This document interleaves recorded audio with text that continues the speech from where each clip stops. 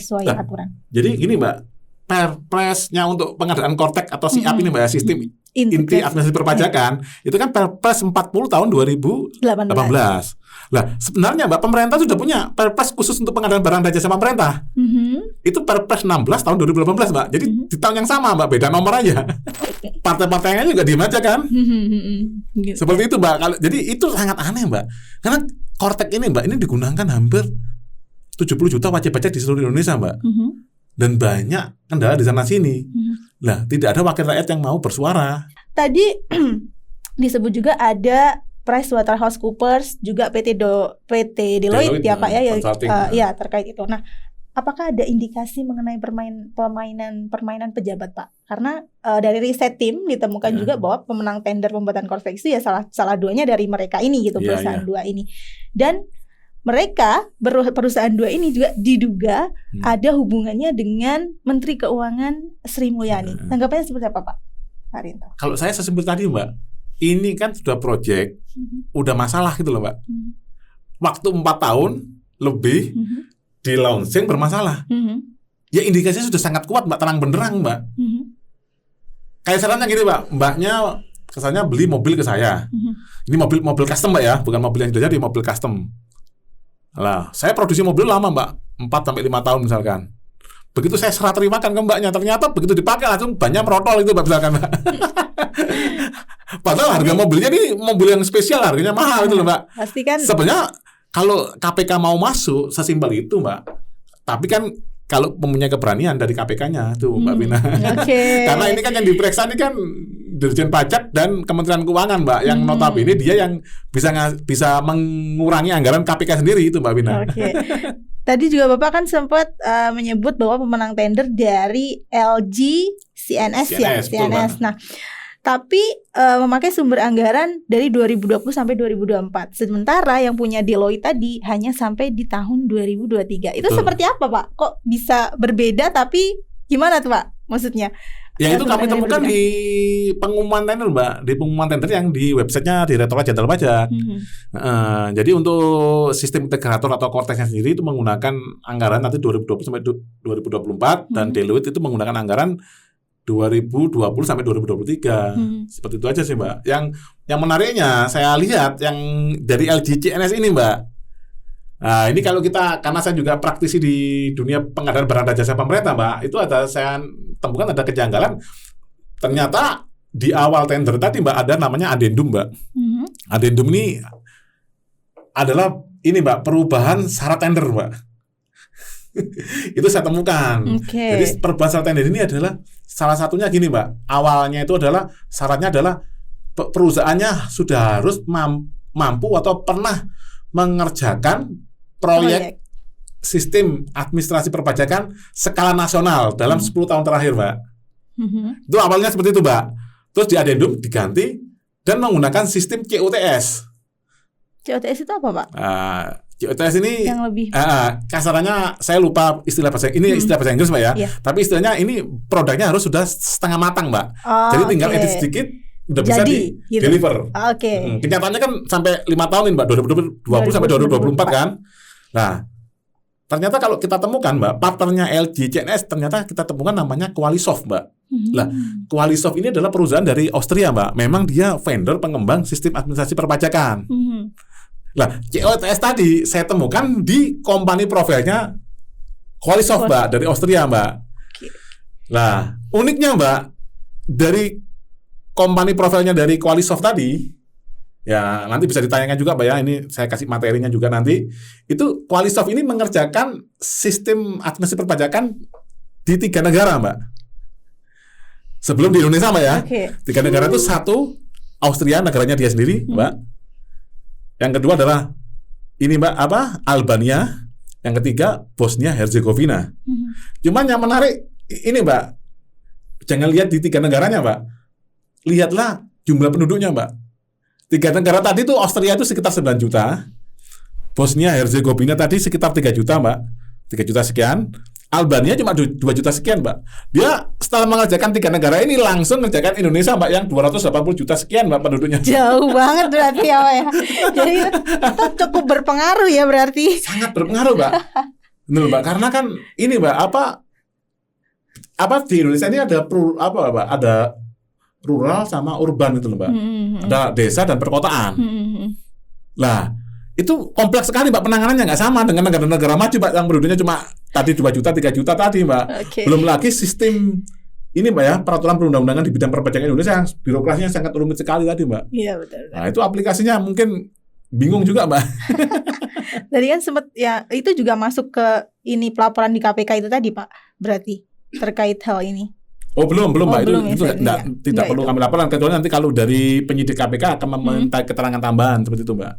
Tanggapannya dari KPK setelah dari IWPI melaporkan itu seperti apa? Pernyataan resminya di media dari juru bicara KPK, Mbak, ya, Pak Tessa Mardika, itu mengatakan sudah masuk tahap telaah, Mbak, 30 hari kerja, Mbak.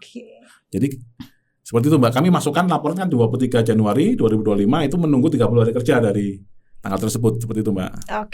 Nah, mungkin ini terakhir ya, Pak ya. Ini kan sistem aplikasi Cortex ini baru 1 bulan berjalan. Nah, memandang 1 bulan terakhir, 1 bulan berjalan ini, apakah sebaiknya dilanjutkan atau seperti apa sikap yang harus diambil pemerintah? Mungkin solusikah, perbaikan seperti apa yang harus dilakukan pemerintah terkait sistem baru ini, dan relevan apa tidak bila sistem ini dilanjutkan menurut Pak Rinto? Kalau dari saya sendiri, Mbak, ya, mengamati ini, Mbak, ya, berjalannya Cortex 1 bulan ini, Mbak, itu sebaiknya aplikasi ini dihentikan dulu, Mbak.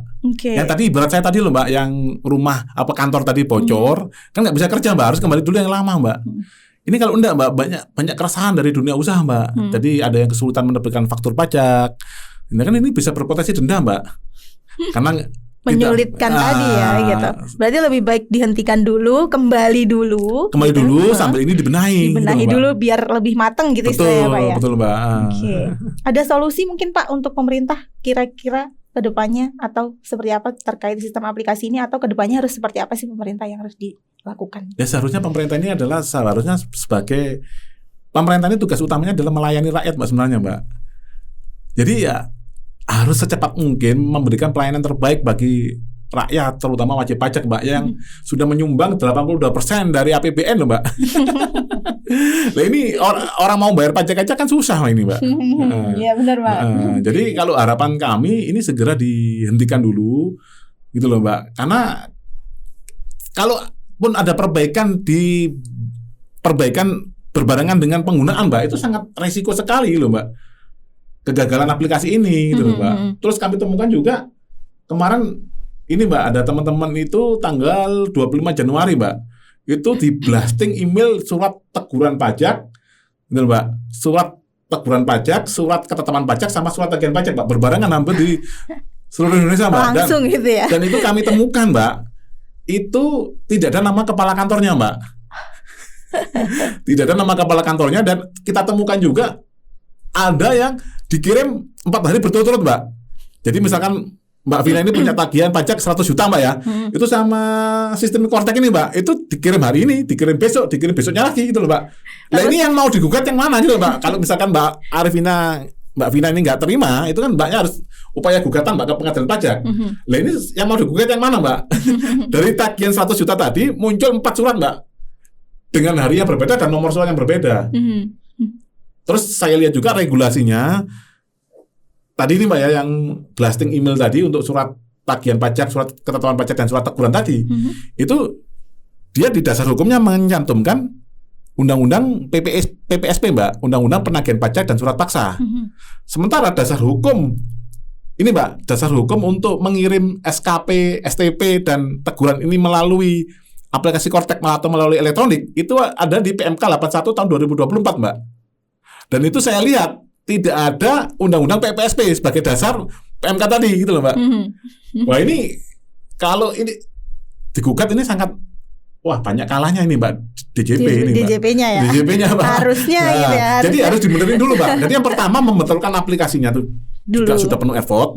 Yang kedua ini harus disinkronkan dengan peraturan perundang-undangan perpajakan yang ada gitu loh Mbak. Jangan sampai semuanya menabrak undang-undang gitu loh Mbak.